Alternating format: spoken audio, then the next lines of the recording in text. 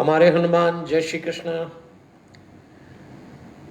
पवन तनये तुम एक आधारा,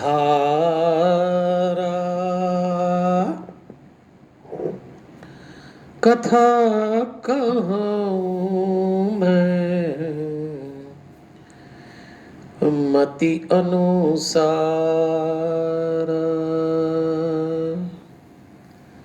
वक्रतुंड महाकाय सूर्यकोटि समप्रभ निर्विघ्नं कुरु मे देव शुभ कार्येषु शुभ सर्वदा।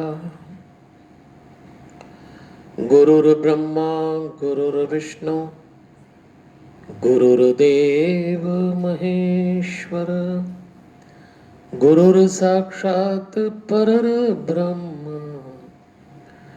तस्मै श्री गुरुवे नमः। परम पिता परमेश्वर की बड़ी अनुग्रह भरी दृष्टि और भगवान की असीम अनुकंपा है कि आज हम देवी भागवत महापुराण के 5वें दिन के प्रसंगों में प्रवेश कर रहे हैं।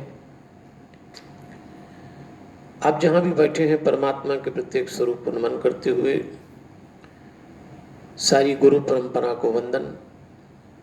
और चलिए याद दिला दूं आपको कि हम विचार कर रहे हैं कि व्यावहारिक जीवन में, धार्मिक जीवन में और आध्यात्मिक जीवन में शक्ति का संचय कहाँ होता है और हमको कैसा उसको उपयोग करना चाहिए। 7 दिन की कथा में हमने 7 व्यवहारिक पक्ष लिए थे, आपको याद होगा। पहले दिन संसार, दूसरे दिन संपत्ति, तीसरे दिन हमने संबंध लिया, चौथे दिन संतान और आज 5वें दिन हमारा सांसारिक विषय, वो सांसारिक क्षेत्र है समय, स्वास्थ्य। कल होगा समय और परसों होगा साधना। तो आज का हमारा विषय है और हम अपनी शक्ति को स्वास्थ्य में कैसे संचित करें, लाभ उठाएं। और इस समय तो इस दौर में ये बहुत जरूरी है। अपने आप को, अपने स्वास्थ्य को बचाना, मुझे ऐसा लगता है कि सबसे बड़ी तपस्या है और हर भक्त को ये तपस्या करना चाहिए। स्वास्थ्य का मतलब केवल आरोग्य नहीं है, सक्षम होना, समर्थ होना, इसको भी स्वास्थ्य कहते हैं। सक्रिय होना, सलामत रहना, कर्मठ स्वास्थ्य होने का निशानी है। हष्ट पुष्ट, चुस्त दुरुस्त, ये सब स्वास्थ्य के लक्षण है। और पंच तत्वों का तालमेल ठीक से जुड़ा रहे तो मनुष्य स्वस्थ रहेगा। पृथ्वी, जल, अग्नि, वायु, आकाश, ये बाहर भी है, हमारे भीतर भी है। तो ये तो बात हुई आज की, अपने स्वास्थ्य में आप कैसे अपनी शक्ति का संचय ठीक से करें। फिर हमारे धार्मिक क्षेत्र में शरीर, मन और वाणी, इस पर तो मैं रोज आपसे कुछ न कुछ कहता ही हूं कि हमारे शरीर में जब शक्ति का सदुपयोग आप करेंगे तो संयम, सात्विक आहार, नियमित परिश्रम, ऐसा नहीं बहुत मेहनत कर ली फिर थक गए, नियमित धीरे धीरे करते रहिए। फिर दूसरा हमारा मन है, इसमें अगर शक्ति का सदुपयोग कर लिया तो मन में वैराग्य जागेगा, सौम्यता जागेगी, सबसे बड़ी बात तो प्रसन्नता जागेगी। और जब आप वाणी में शक्ति का उपयोग करते हैं तो वाणी सुखकर हो जाती है, मीठी हो जाती है, भगवान का नाम लेने वाली होती है, भगवान का यशगान करने वाली होती है। रोज मैं आपको याद दिलाता हूं। और आध्यात्मिक दृष्टि से शक्ति का संचय करते करते हम आज अपने 5वें चक्र पे आएंगे, जिसको विशुद्ध चक्र कहा गया है। ये हमारे कंठ में होता है। भगवान का जो स्वरूप है वो है विराट स्वरूप, यहां दिखता है। इसका तत्व आकाश है। यहां यदि गड़बड़ हो जाए तो मनुष्य झूठ बोलता है, और यदि ये सध जाए तो मनुष्य बहुत सहनशील हो जाता है।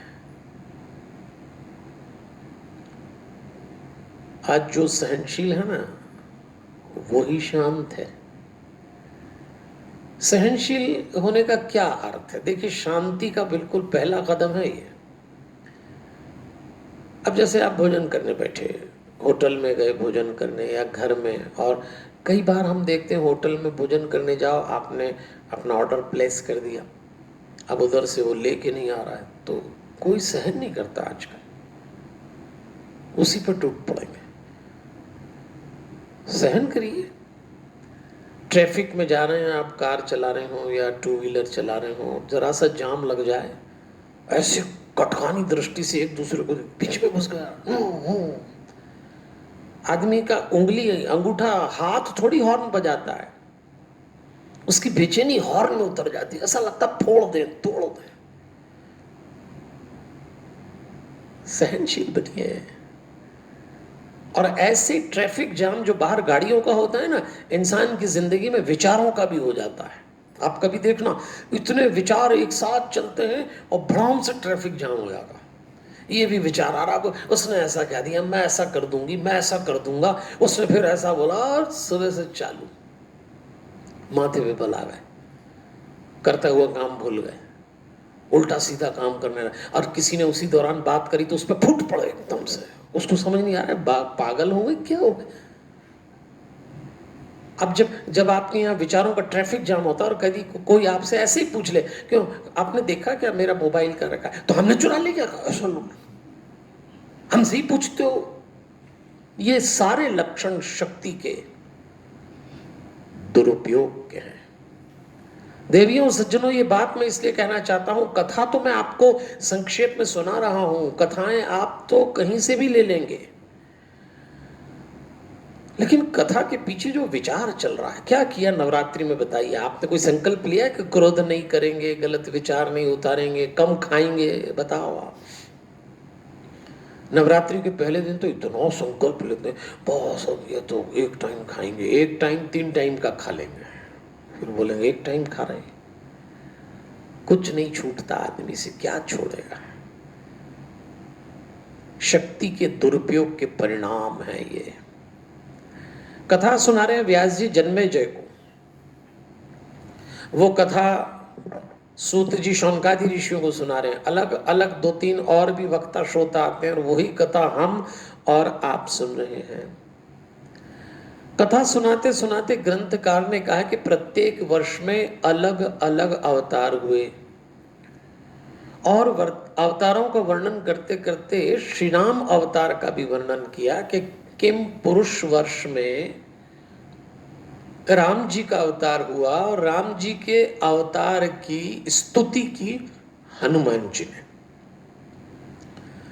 तो देवी भागवत में हनुमान जी द्वारा की गई स्तुति आई है, और हनुमान जी कहते हैं, आप धीर पुरुषों के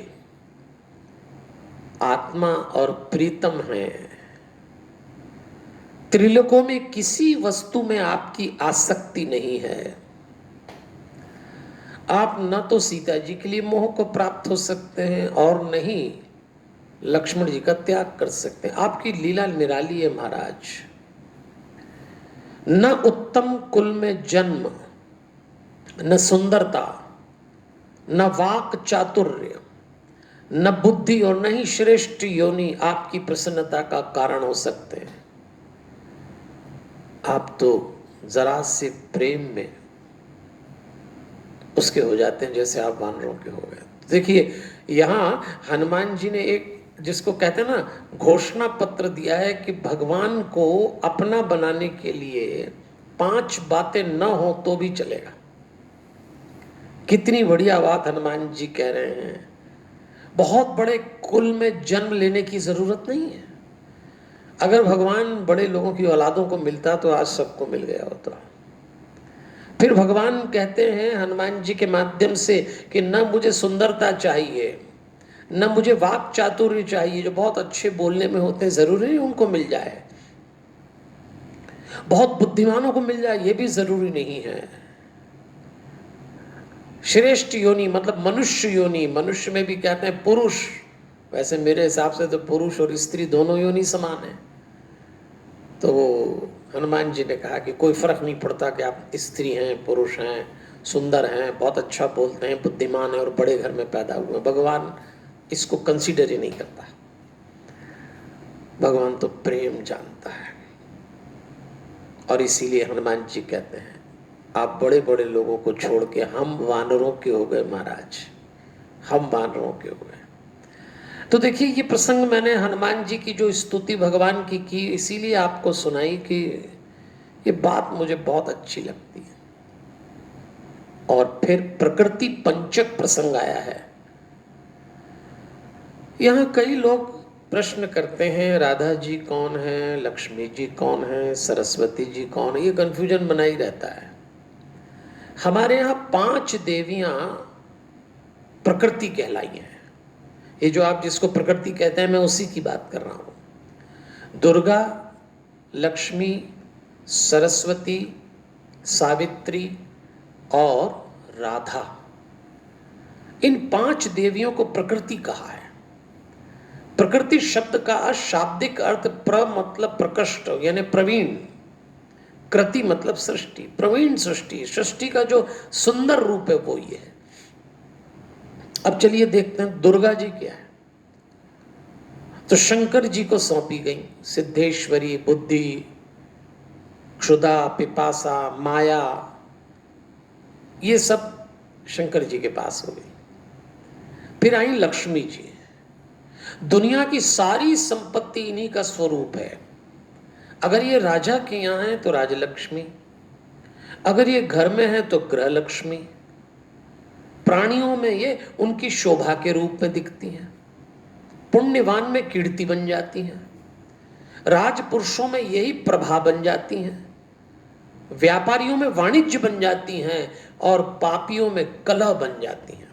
अब आप जरा बारीक बात है, आखिरी बात पे रुक रहा हूं, पापियों में कलह का नाम लक्ष्मी। आपके घर में पैसा वैसा आए और कलह चालू हो जाए तो समझ लेना कि आपने कोई पाप किया होगा। पापियों में कलह है लक्ष्मी। कितनी बढ़िया बात उन्होंने कहा, लोभ मोह काम रोष मद अहंकार वर्जिता। इसलिए हमारी लक्ष्मी जी के लिए कहा है कि वो शोभामयी हैं, अति संयमी हैं, शांत हैं, सुशीला हैं, सर्वमंगल हैं, अहंकार से रहित हैं। जिन्हें लक्ष्मी कमाना हो वो जरूर कमाएं, पर यह भी याद रखें कि हमारी लक्ष्मी जी अहंकार रहित हैं, शांत हैं। सबसे बड़ी बात, लक्ष्मी कमाते समय भी शांत रही और लक्ष्मी आने के बाद भी शांत रही है। तीसरी देवी हैं सरस्वती जी, जिनको सौंपा गया ब्रह्मा जी को। लाइट चली गई है, थोड़ी देर में आ जाएगी, तो मैं जो बोल रहा हूं आपको सुनाई देता रहेगा। प्रकाश के कारण हो सकता है कि चेहरे पे रोशनी ना हो, लेकिन आप उसी क्रम से उसी ध्यान से सुनिएगा। हमारे भगवान से जो संबंध बनते हैं और उसका जो माध्यम होता है वो वाणी, बुद्धि, विद्या और ज्ञान। तो मनुष्यों में बुद्धि, कवित्व की शक्ति, मेधा, प्रतिभा, स्मृति, ये सब प्रदान करती हैं सरस्वती देवी। और चौथी देवी का नाम सावित्री। छंद और वेद इन्हीं से उत्पन्न हुए हैं, सावित्री से ही। और इन्हीं सावित्री को गायत्री भी कहा गया है। और 5वीं पंच प्रकृति देवी की बात चल रही है, ये है राधा जी, भगवान श्री कृष्ण की आद्या शक्ति। और यकीन मानिए कि ये वृषभानु की पुत्री बाद में है, पहले आद्या शक्ति है। और 2 कवि ऐसे हुए, जयदेव और विद्यापति। इन्होंने हमारी आद्या शक्ति, हमारी मातृ शक्ति को गोपी का रूप दिया, क्योंकि ये श्रृंगार रस के कवि थे। और बाद में लोगों ने राधा जी को सिर्फ गोपी के रूप में देखना आरंभ कर दिया, भूल गए कि वो हमारी आद्या शक्ति हैं। इसीलिए देवी भागवत के इस पंच प्रकृति प्रसंग को, पंचक वाले को जरूर सुनना चाहिए। ये उन लोगों के लिए जवाब है जो ये पूछते हैं कि भगवान कृष्ण ने विवाह तो रुक्मिणी जी से किया, लेकिन उनकी प्रत्येक मूर्ति में राधा जी साथ खड़ी रहती हैं। तो उनकी गोपी, उनकी सहेली, उनकी गर्लफ्रेंड, ये सारे सवाल उठते हैं। लेकिन इसका उत्तर यहां मिल रहा है देवी भागवत में। और देवी भागवत आपसे कह रही है कि राधा जी भगवान की आद्य शक्ति। फिर वो बहुत सारी अन्य देवियां भी, मतलब इन्हीं देवियों के अंश, कला, कलांश, कलांश से अन्य देवियों की चर्चा हुई। गंगा, तुलसी, जरत्कारु, नागेश्वरी, देवसेना, ऐसी बहुत, मंगल चंडी, बहुत सारी देवियों की चर्चा आती है। और ये जो प्रकृति देवी की जो जो कलाएं हैं, ये किसी न किसी देवता की पत्नी बन गई। अब इस बात को जरा ध्यान से सुन लेना, अब पति पत्नी का मैटर आ रहा है। ये सारी देवियां किसी न किसी की देवता की पत्नी बन गई। चलो मैं आज आपको ये फैमिली मैटर भी निपटाई देता हूं।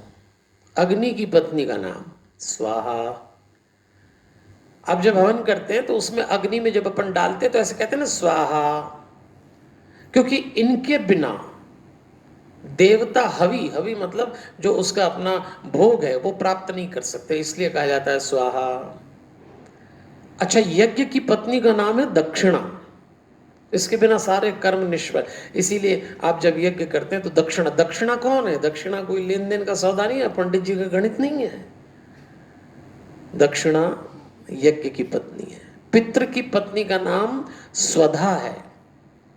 वायु की पत्नी का नाम स्वस्ति है। गणेश जी की पत्नी का नाम पुष्टि है। इसके बिना, पुष्टि के बिना स्त्री पुरुष शक्तिहीन है। अनंत की पत्नी का नाम तुष्टि है। ईशान की पत्नी का नाम संपत्ति है, ईशान कोण में, इसीलिए बहुत ध्यान दिया जाता है। कपिल की पत्नी का नाम धृति। सत्य की पत्नी का नाम सती। मोह की पत्नी का नाम दया। पुण्य की पत्नी का नाम प्रतिष्ठा। सुकर्म की पत्नी का नाम कीर्ति। और उद्योग की पत्नी का नाम क्रिया। उद्योग की पत्नी का नाम क्रिया है, ऐसा बताया है। अधर्म की पत्नी का नाम मिथ्या। सुशील की पत्नी का नाम शांति और लज्जा।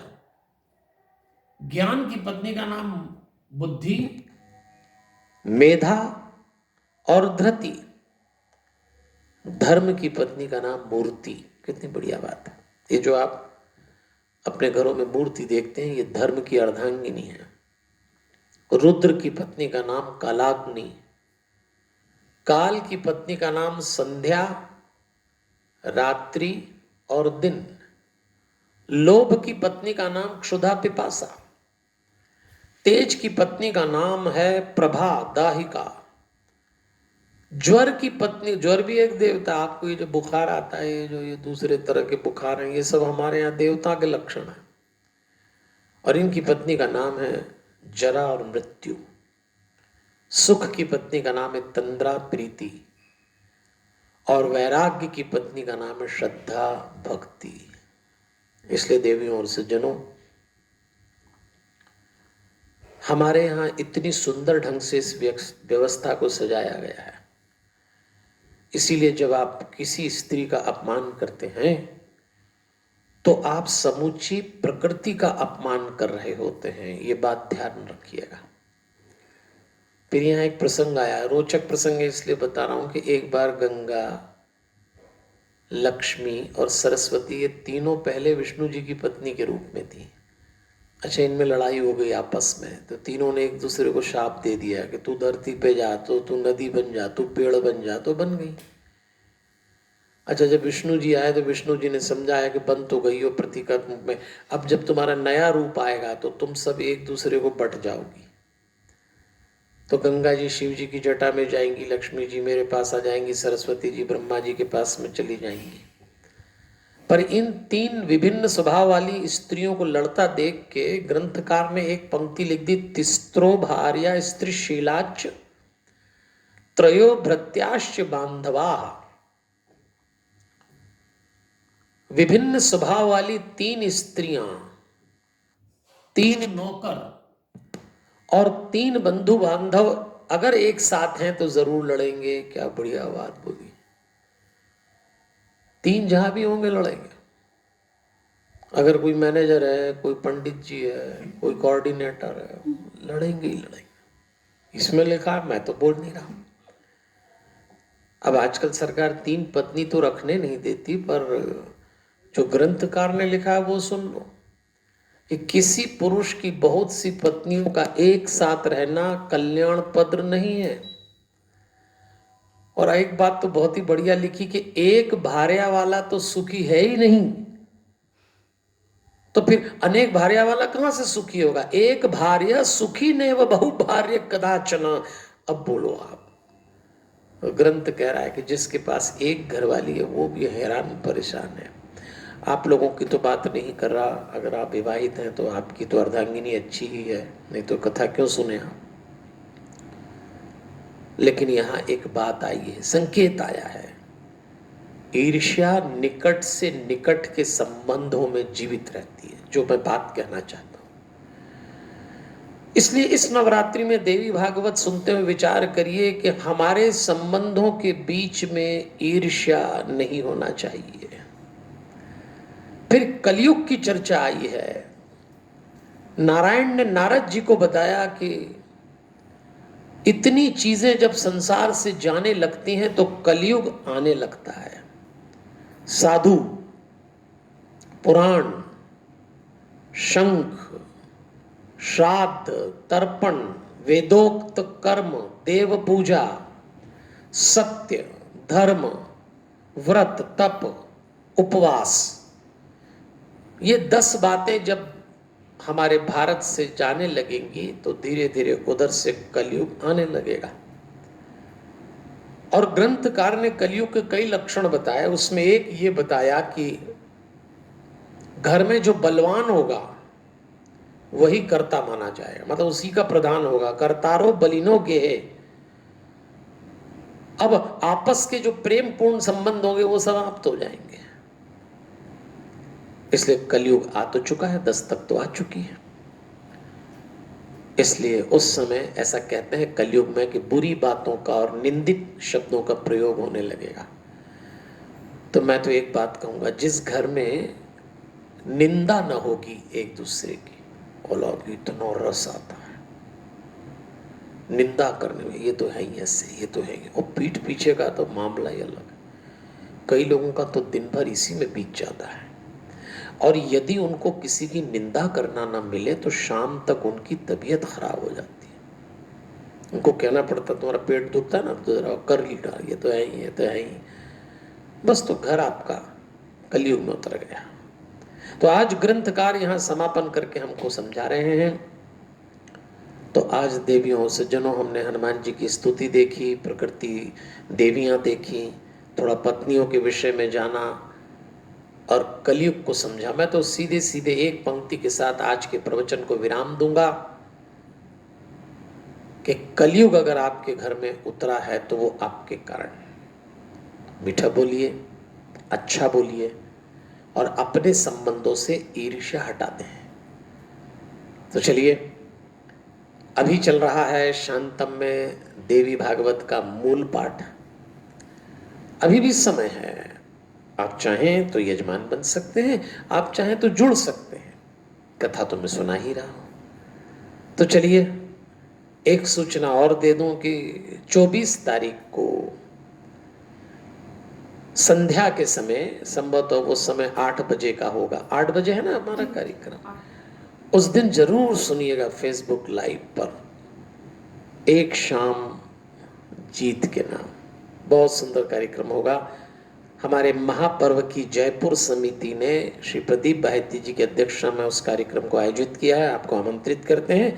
अभी अनुमति दीजिए। हमारे हनुमान, हमारे हनुमान, हमारे हनुमान।